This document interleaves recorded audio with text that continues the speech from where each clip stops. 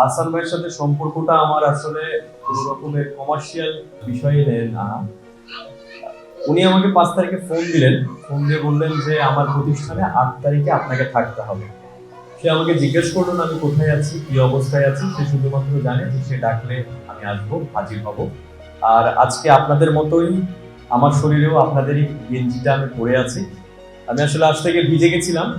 তো তার সাথে আমার সম্পর্কটা এতটা আন্তরিক যে আমি এসে বলি, শার্ট তো ভিজে গেছে, একটা গেঞ্জি দেন।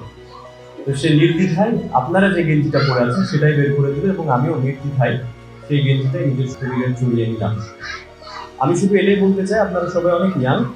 আপনাদের যখন সুযোগ হবে আপনারা দেশের বাইরে যাবেন, দেশের বাইরে গেলে দেখতে পাবেন যে বাঙালিকে কেউ গুরুত্ব দেয় না।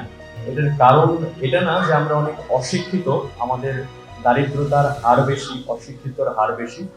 সমস্যা হয় যে আমরা অনেক আনকালচার।